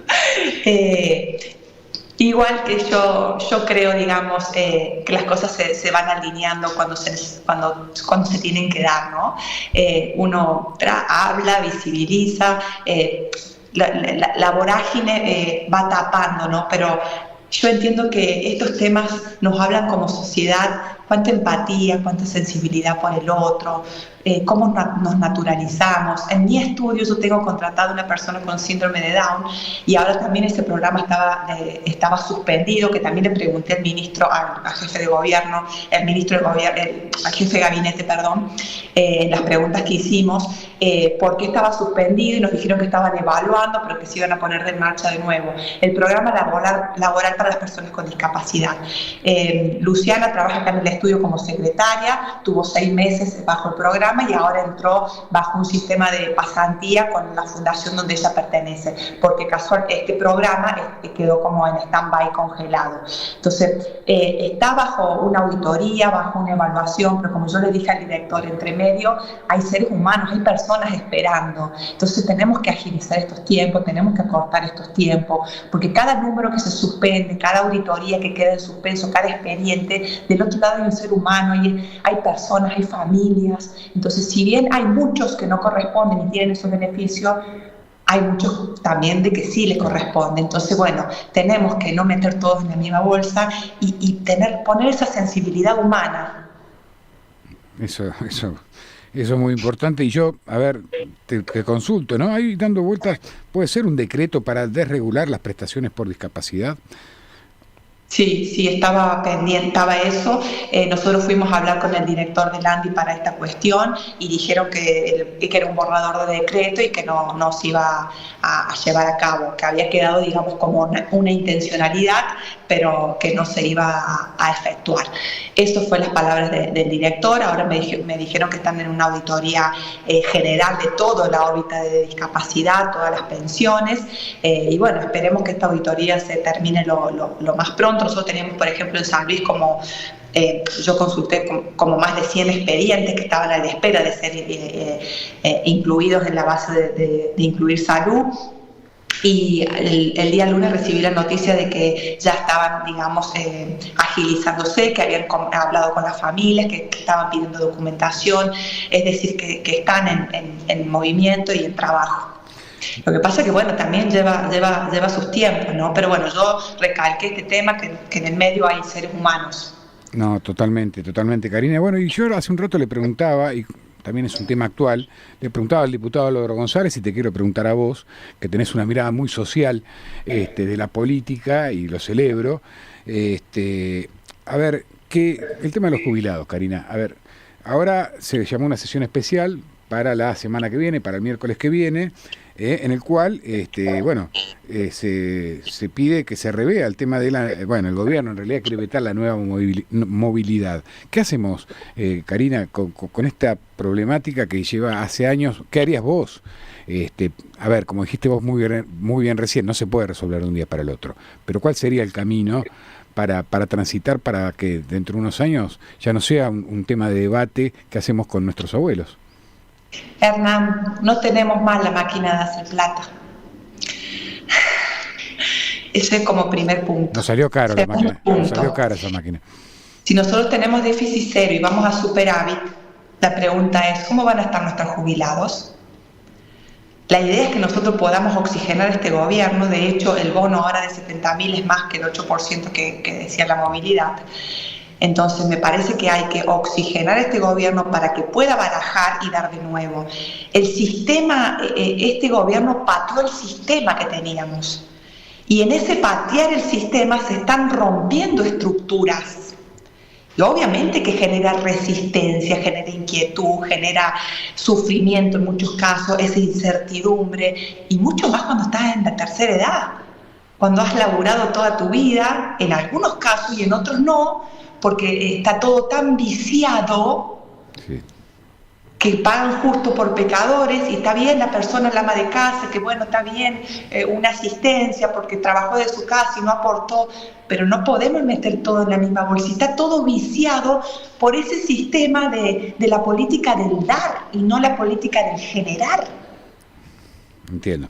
Entonces, si bien tengo una mirada social, también hay que ser responsables con los números, con las cuentas. El gobierno está haciendo el esfuerzo para poder llegar al superávit, al déficit cero, y esperemos que una vez que esto se logre, que se podamos generar una política jubilatoria de veras, como tienen en el primer mundo.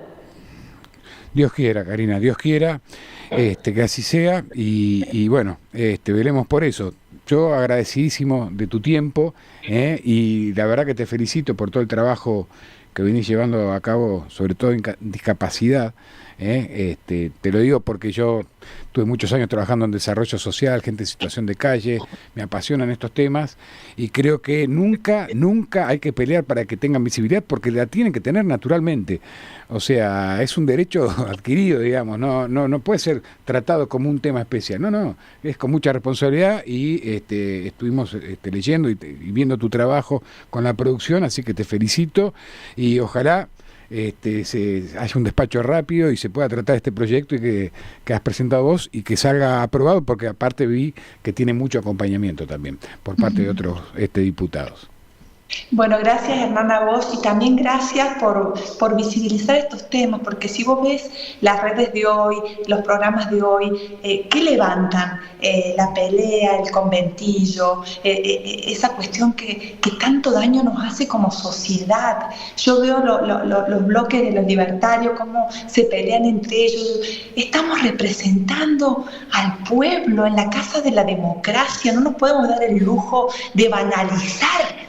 Bueno. No nos podemos dar el lujo ese, porque tenemos una responsabilidad muy grande. Tenemos que dejar nuestras cuestiones personales. Hay que hablar de nuestros proyectos, de lo que queremos para la gente, del servicio, no de las peleas entre ellos. Me parece que eso nos nivela para abajo como sociedad. ¿Por qué la sociedad consume eso? No, totalmente. Karina, comparto con vos y te agradezco un montón este tiempo, y espero pronto volver a hablar con vos y que ya el proyecto sea ley. Claro, cuando hable con vos ya tengo que tener resultados. Y que sea ley. Así que bueno, muchísimas gracias, buenas tardes, que estén muy bien. Muchas gracias a vos, Karina, y éxitos en tu gestión. Gracias. Bien, y así pasaba Karina Bachey, diputada nacional por la provincia de San Luis del PRO. 31 minutos pasaron ya de las 7 de la tarde, breve corte, y ya está con nosotros el columnista Juan de Dios Cincunegui. Bien, 33 minutos pasaron ya de las 7 de la tarde, tarde-noche ya. Pero bueno, menos frío, estamos mejor, estamos acá en Portada 24, compartiendo ahora sí con nuestro segundo columnista, la verdad. Lo mismo dije de Flavia y lo mismo voy a decir de Juan. La verdad, para mí un honor, un orgullo, y también el hecho de haber compartido trabajo con Juan de Dios Incunegui y que hoy está acá presente. Esa es la magia de la política. Cuando muchas veces dicen no, que en el Congreso se pelean todos, no, acá veníamos todos de diferentes lugares y acá estamos tratando de entrevistar y conocer más la opinión de nuestros representantes, a ver si entre todos podemos sacar esto adelante. Así que, Juan, muchas gracias. Especialista en diplomacia parlamentaria. Juan, buenas noches. Buenas noches, Hernán. El placer es mío, es un privilegio estar con vos, con Flavia, acompañando este programa. Bueno, Juan, todo en tus manos. Entiendo que tenés una entrevistada de primer nivel, así que cuando quieras, presentala. Ya está en el aire. Margarita, ¿está en el aire? Te pregunta la producción. Perfecto, Juan, todo tuyo. Hola, Margarita, ¿cómo estás? Qué placer tenerte aquí en el programa. Gracias, Juan. ¿Me escuchan bien ustedes? Te escuchamos perfecto y te voy a presentar para toda la audiencia Margarita Stolbizer. Primero, es muy conocida y los niños suelen decir, y los adolescentes, es un crack. La verdad que es un crack, Margarita Stolbizer. Yo he caminado con ella en la calle y además es medio celebrity porque la saludan con mucho cariño. Bueno, Margarita es abogada, tiene una extensa y muy exitosa carrera política. Ya lleva 5 mandatos como diputada nacional. Se incorporó en el 97, así que ha visto desde Carlos Menem, ha coincidido hasta Javier Milei. Bueno, así que tiene una gran experiencia. Eso le da obviamente una visión privilegiada de la política y de estos últimos, por lo menos casi 41 años de democracia. Margarita, me parece a mí lo más importante para mi entrevista aquí es que sos uno de los líderes políticos más activos, más preparados y más genuinos del país en desarrollar una gestión de diplomacia parlamentaria exitosa. Así que queremos escucharte hablar de temas de política exterior, de relaciones internacionales, de diplomacia parlamentaria. Vos has presidido la red de parlamentarios para la acción global, que es muy, muy importante. Has sido co-creadora del grupo de Mujeres de Parlaméricas. Bueno, sos una de los líderes de la delegación argentina ante la Unión Interparlamentaria, que es como las Naciones Unidas de los parlamentos. Así que, Margarita, la verdad, un placer tenerte aquí con nosotros. Gracias, Juan. Siempre te he dicho que sos muy, muy demasiado generoso conmigo y por supuesto esto tiene que ver también con el trabajo que hemos hecho juntos y entonces yo no tengo más que palabras de gratitud y de reconocimiento por el profesionalismo que vos aportás y decir que en gran medida muchas de las tareas que me han tocado desempeñar en el plano internacional ha sido con tu apoyo, por supuesto, así que más que agradecida por estos conceptos y obviamente por todo tu trabajo. Muchísimas gracias por tus palabras. Lo invito a Hernán, por favor, cuando quiera que intervenga en la entrevista. Mira, la primera pregunta que te voy a hacer es ¿qué tan importante es que los políticos, y en especial los legisladores, cuenten con una visión clara del mundo en que vivimos? Esto que le llaman la cosmovisión, para lidiar exitosamente con las demandas de los ciudadanos, ya sea a nivel provincial, nacional, local. ¿Qué tan importante es? Bueno, a ver, es central, no tengo ninguna duda y en general soy bastante crítica de la poca importancia que en sus agendas le dan los parlamentarios, los legisladores en la Argentina a los temas internacionales. Tiene que ver, por supuesto, con un sistema político, a mi juicio, excesivamente presidencialista como el que nosotros tenemos. Tienen en general las democracias occidentales, cuando son presidencialistas, son con ejecutivos muy fuertes y acá también en América Latina en general esto es lo que viene ocurriendo. Pero también es porque hay una idea general, posiblemente muy vinculada con la realidad, de que los temas internacionales no son temas, por decirlo de una manera muy, pero muy vulgar, que no garpan, que no cotizan electoralmente. Entonces siempre es mejor hablar de otros temas que no de los temas internacionales, que a mucha gente le parecen demasiado distantes de nuestras realidades.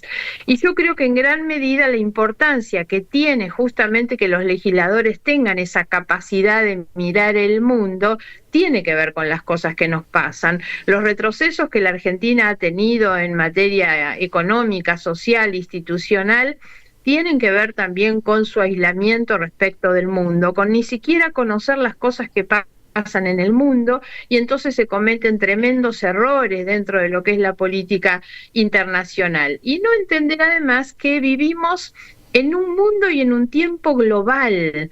Y entonces, así como, yo repito muchas veces esto, así como una criatura, un niño, aprieta una tecla y está conectado con el mundo, y los chicos saben hoy relacionarse con el mundo y sacar del mundo toda la información con la que cuentan, y sin embargo nosotros no somos capaces de hacerlo. En este mundo y en este tiempo en el que nos toca vivir, es imposible prescindir de esas relaciones con el mundo.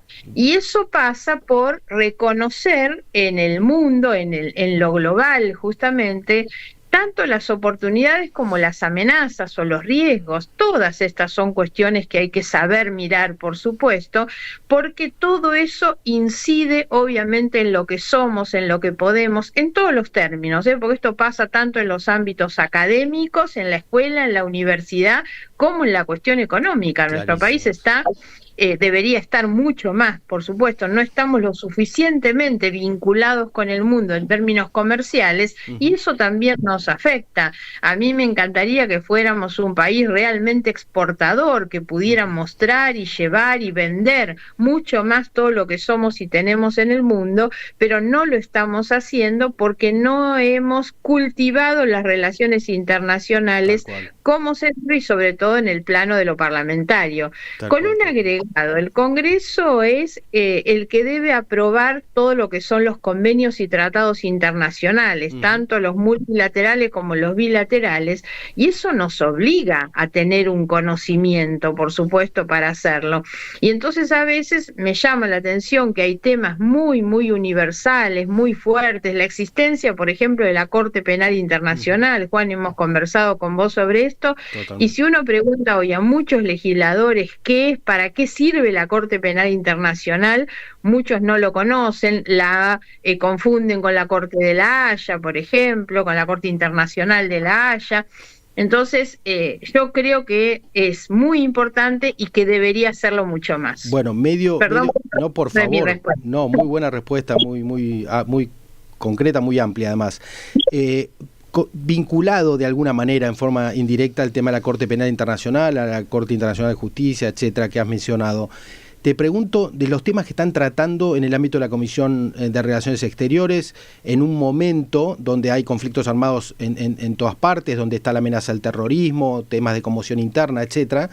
El ataque de Hamas del 7 de octubre del año pasado, obviamente las acciones militares del Estado de Israel en la Franja de Gaza, la guerra de agresión de la Federación Rusa con Ucrania, lo que está sucediendo en Venezuela, que es un tema absolutamente actual, bueno, la discusión de lo que ocurrió en Bolivia. ¿Cómo si están tratando no esos temas y qué es lo que pensás en términos generales y cómo afectan o cómo se relacionan con la Argentina, con nosotros, con los argentinos, para que escuche la audiencia? Bueno, a ver, primera cuestión, nosotros hemos hecho, sobre todo nuestros 40 años de democracia, se han construido sobre la base de uno de los grandes consensos democráticos, es la vigencia irrestricta de los derechos humanos. La defensa de los derechos humanos forma parte de nuestros consensos democráticos de 40 años. ¿Esto qué quiere decir? No es, como muchos piensan, una mirada al pasado, no. Esto quiere decir, entre otras cosas, que no nos puede ser indiferente ninguna violación a los derechos humanos que ocurra en ningún lugar del mundo. Entonces, lo que ocurrió con el ataque del 7 de octubre de Hamas, lo que ocurre en Venezuela, en cualquier lugar, Juan, hemos trabajado contigo los temas relacionados con Afganistán también, la verdad es que no nos pueden aparecer como indiferentes. Por lo tanto, creo que todos esos temas son de prioridad de nuestra agenda política y parlamentaria. No tienen, sin embargo, en el Parlamento toda la importancia que deberían tener y lamentablemente caen en el otro gran problema que tiene nuestra Argentina desde hace muchos años, que es una polarización extrema. Yo lo viví y sinceramente hasta con dolor, te diría, días pasados cuando teníamos para tratar nada menos que una declaración política sobre la cuestión de Venezuela y no logramos que el Congreso de la Nación Argentina apruebe una declaración común. ¿cómo no ponernos de acuerdo con un tema tan serio, tan sensible, un tema que hace al fortalecimiento de las democracias, a la defensa de la democracia, del Estado de Derecho y de los derechos humanos? ¿Cómo no ponernos de acuerdo? Sin embargo, son temas tomados por la polarización que hay en la Argentina, entonces no había posibilidad de encontrar un lugar intermedio. Y me parece que y nos ha pasado también. Ahora, trasladado a algo que conocemos juntos también, Juan, porque en la última reunión de la Unión Interparlamentaria, no, porque yo no estuve, en la anterior, la Unión de los Parlamentos del Mundo, reunida 15 días después del ataque de Hamas del 7 de octubre, no logró ni siquiera incorporar en el tema como punto de urgencia lo que había ocurrido en Israel.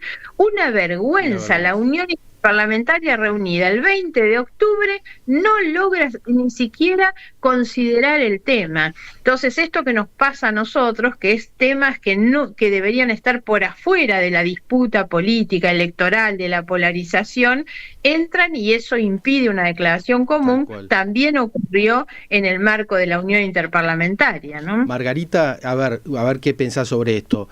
¿Te parece correcto decir que los derechos humanos, las cuestiones humanitarias no deberían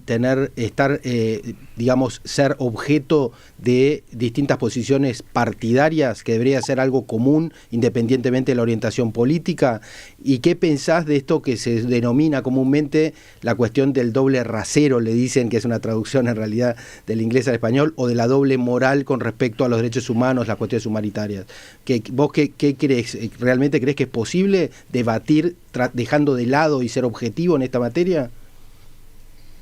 Creo que es necesario, más que posible, porque estamos viendo que posible no es, pero creo que es necesario. Cuando yo insisto mucho con los consensos democráticos de la Argentina, que son los consensos que construimos a partir de la cruel dictadura militar que pasó en la Argentina, y logramos construir esos consensos de las cuestiones que estaban por sobre lo partidario y que debían unirnos, también creo de la misma manera que nosotros tendríamos que tener esa mirada sobre las cuestiones internacionales, porque como dije antes, la violación a los derechos humanos es a la vuelta de mi casa o es a 20.000 kilómetros de distancia, exactamente lo mismo, y de la misma manera nos debe conmover y movilizar en realidad, ¿no? Por lo tanto, me parece que sería imprescindible que tuviéramos ese tipo de miradas comunes sobre lo que es la defensa de los derechos humanos en todas las condiciones. Perfecto. Y además que obviamente para la Argentina son temas que impactan directamente, ¿no? Por ejemplo, nosotros tenemos aquí, ya desde el punto de vista migratorio, ucranianos, rusos, venezolanos, particularmente venezolanos que están muy activos, pobres con la situación que están viviendo con su país, etcétera, ¿no? Así que, digamos, no es algo ajeno a los argentinos, ¿no? Sí, vos ponés un tema en agenda, Juan, que para mí es realmente relevante, pero que sin embargo es otro de los temas que también dividen, como dividen en el mundo. Hoy, cuando observamos en gran medida las cuestiones políticas y de polarización que existen, sin ir más lejos, los Estados Unidos o Europa, muchas veces se dividen las posiciones a partir del tema de las migraciones. Y entonces ha habido, sobre todo con los avances de sectores de ultraderecha, ha habido un avance de la xenofobia muy, pero muy fuerte, muy cruel, muy repudiable de todo punto de vista. Y en nuestro país estas cosas también ocurren. Un país como el nuestro, que ha crecido, siempre me gusta decir, todos nosotros somos hijos o nietos de inmigrantes que algún día vinieron a nuestro país porque la Argentina daba paz y daba trabajo en realidad. Y entonces así se construyó esa idea de ascenso social en la Argentina, la idea de mi hijo el doctor, de que si mando los hijos a la escuela y a la universidad van a progresar más que yo. Esas son cuestiones muy de nuestra propia identidad, pero que son las que reflejan que somos un país crecido y un país construido a partir partir de la importancia que se le dio a la migración. Además de esto, que es parte de nuestra realidad y de nuestra cultura, eso está también en nuestra Constitución Nacional. El preámbulo de la Constitución lo dice de manera expresa, ¿no? Todos los derechos son para todos aquellos que quieran habitar el suelo argentino. Y así ha sido, obviamente, desde Sarmiento y todos nuestros grandes próceres, siempre fue una Argentina abierta al mundo. Eso nos hizo un país, obviamente, de alojamiento de muchos extranjeros, como lo somos, en momentos donde huían de la guerra, sobre todo de las dos guerras mundiales. Hoy lo vemos en este tipo de conflictos. La cantidad de gente que ha venido a partir de los conflictos de Ucrania o previos en los países de Medio Oriente y de Asia es muchísima, y nosotros tenemos que reivindicar siempre ser un país en esas condiciones y que es visto por muchos otros, como también muchos argentinos fueron alojados en el exterior en los momentos de la dictadura cuando tenían que emigrar, ¿no? Entonces, para mí tiene un gran valor y vos lo ponés, pero lamentablemente son esas cuestiones que aquí y en otros países también dividen a la política. Sí. Aparte hay evidencia, ¿no? Que una buena política migratoria contribuye al progreso de un país, no hay ninguna duda, hay mucha evidencia en la historia de la humanidad, ¿no?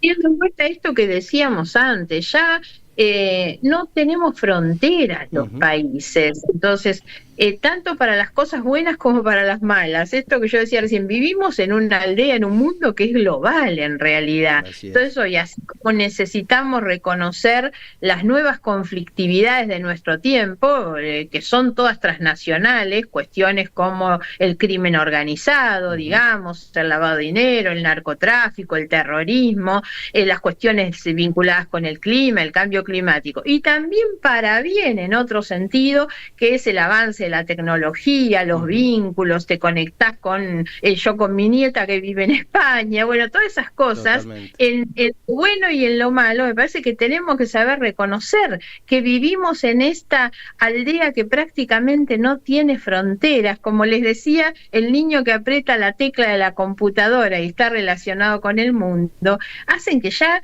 no debamos sostener esas posiciones ultranacionalistas que lo único que hacen es aislarnos cada vez más del mundo. Margarita, vinculado al tema de las tecnologías, que la tenemos aquí a Flavia, que acaba de dar una entrevista y se está dedicando a los temas de innovación tecnológica, aprovecho para preguntarte algo asociado además a la cuestión de la imagen de la Argentina y de los argentinos en el mundo, ¿no? Que tiene que ver con el prestigio y con buenos ejemplos.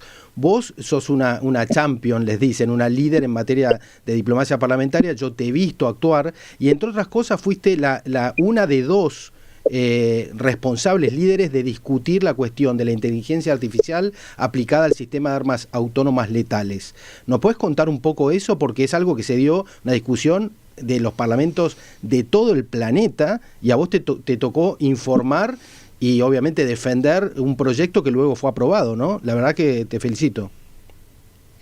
Sí, es un tema muy importante, siempre haciendo la aclaración, como vos lo hacías, el avance de la tecnología, el acceso a la tecnología, son, por supuesto, los grandes cambios y las grandes revoluciones de nuestro tiempo, con significados, implicancias altamente positivas, por supuesto, todo lo que tiene que ver con la tecnología, pero esto no implica tener que reconocer también los grandes riesgos. Ahora, esto está relacionado también con los contextos de violencia, con los fundamentalismos, con los extremismos, con las guerras, por supuesto. Entonces, lamentablemente, hay que saber también que todo ese avance, ese progreso de la tecnología también sirve para el mal, así como nos brinda muchas oportunidades, también sirve para el mal. Y entonces en muchos lugares se han empezado a desarrollar estas armas que son las que se llaman los robots asesinos, y que son aquellos, por eso se llaman armas autónomas letales, que son las que pueden detectar un objetivo y atacar ese objetivo de manera letal sin control humano. Esa es la automaticidad que tienen esas armas, sin que haya un ser humano que controle. Entonces esto tiene consecuencias muy graves, humanitarias por el daño que produce, legales porque no tienen responsables, digamos, si no hay un ser humano atrás operando la máquina, el arma, y obviamente éticas. Tremendamente ético es que pueda existir un aparato, una máquina que mate, digamos, sin que haya una persona, un ser humano por detrás. Entonces es un tema de muchísima actualidad en el mundo. Naciones Unidas ha conformado grupos de expertos dentro de lo que son las convenciones de armas no convencionales, y bueno, en todos esos lugares se está discutiendo esto en el mundo. El secretario general de Naciones Unidas, Antonio Guterres, ha tenido declaraciones muy fuertes, muy explícitas en el sentido de que se deberían prohibir estas armas. Nosotros logramos una declaración muy importante de la Unión Interparlamentaria y ojalá esto pueda servir para impulsar realmente un tratado y un gran acuerdo, sin desconocer, porque no somos inocentes, que atrás de todas estas cuestiones existen no solo esas mentes macabras que nos llevan a las guerras, sino mucho poder económico, mucho negocio económico también, y eso a veces es lo más difícil de confrontar en esos ámbitos mundiales, ¿no? Así es. Margarita, haciendo un paralelismo entre las instituciones de la gobernanza global como Naciones Unidas y la Unión Interparlamentaria, pero a nivel nacional, ¿nos puedes contar un poco ese juego entre el Ejecutivo y el Congreso en esta materia? ¿Cómo, si te tocara a vos, por ejemplo, ya no ser legisladora, sino ser presidenta, no sé, has sido candidata vos a presidenta de la Nación en el 2015, o no sé, o canciller, tuvieras un rol en el Ejecutivo, ¿cómo mirarías desde ese lugar la relación con el Congreso? ¿Cómo es el juego entre esos dos poderes? Nosotros tenemos un sistema institucional constitucional que es excelente. Yo digo, si en nuestro país la Constitución se cumpliera en todos sus términos, viviríamos en un país maravilloso en realidad. Creo que los problemas que tenemos son por todo lo que nos salimos de la ley y de la Constitución. Dentro de esas grandes virtudes que tiene nuestra Constitución es el establecimiento de un equilibrio entre los poderes del Estado, el Ejecutivo, el Legislativo y el Judicial. Poderes que tienen la capacidad y la responsabilidad de controlarse entre sí, de articular entre sí, pero por sobre todas las cosas de sostener ese equilibrio de poder.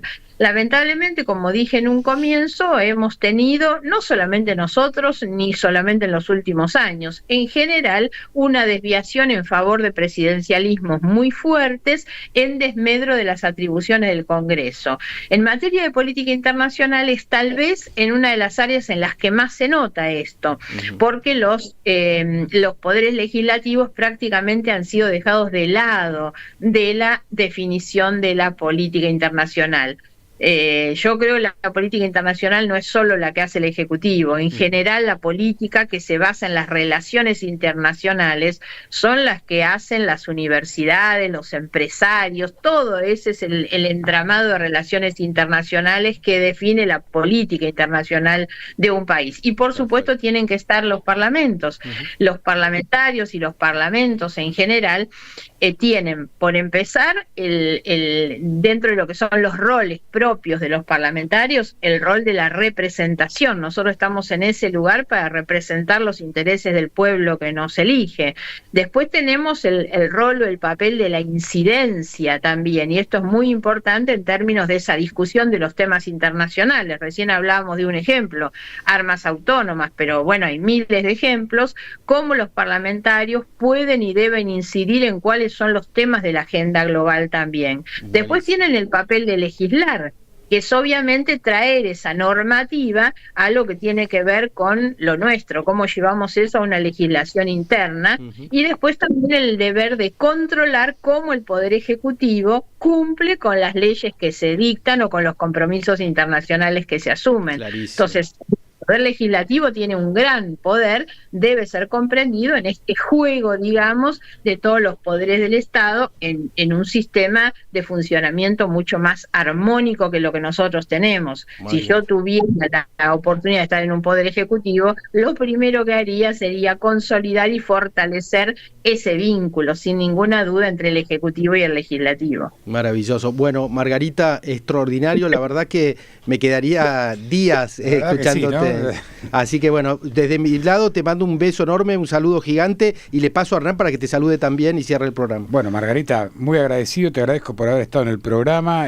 Juan, la verdad que es un honor tenerlo acá, y cuando me dijo que te iba a invitar, la verdad que nos quedamos con ganas. Yo me iba anotando para preguntar, y esto, Juan, te lo digo a vos, espero que la comprometas a Margarita para que más adelante pueda estar nuevamente con nosotros hablando de todos estos temas que son... Con todo gusto, y visitándolos allá en la radio. Totalmente, te esperamos, Margarita, y bueno, muchas gracias por estar acá en Portada 24, y muchas gracias, Juan, por invitar a Margarita. Muchas gracias, Margarita. Gracias, Hernán. Hasta pronto, chao, buenas noches. Bien, y así pasaba entonces, Juan, la verdad, un lujo, Nos quedamos con ganas, ¿no, Flavia? La verdad que sí, estuvo muy bueno, muy jugoso, los invitados de 10. Y pasa rápido el tiempo, ¿no? Vos hablabas, Juan, y yo pensaba, está muy bueno que se haga todo esto internacional. ¿Y cuándo nuestro Congreso va a legislar en materia de inteligencia artificial, no? Bueno, es un tema que te lo dejo, mira, ya te lo planteo porque nos tenemos que ir despidiendo para la semana que viene. Es un tema de Juan. No, inteligencia artificial es de Flavia, Juan. Tal cual. La verdad que muchas gracias, la verdad un lujo la invitada, Flavia, muchísimas gracias, la verdad también un lujazo. Yo pensé que con 2 horas íbamos a andar, pero veo que nos quedamos cortos, tenemos que negociar 3 horas. Bien, nos vamos poco pero bueno, poco pero bueno. Poco pero bueno, nos tenemos que ir despidiendo. Recuerden, los jueves a las 18 horas, da realidad en primera plana acá en Portada 24. Quédese en Sónica Más porque ya llega, que sabe nadie. Y bueno, los esperamos el próximo jueves entonces. Que tengan una excelente noche, una excelente jornada, una excelente semana. Y como siempre, toda la actualidad acá en Portada 24 por Sónica Más. Buenas noches.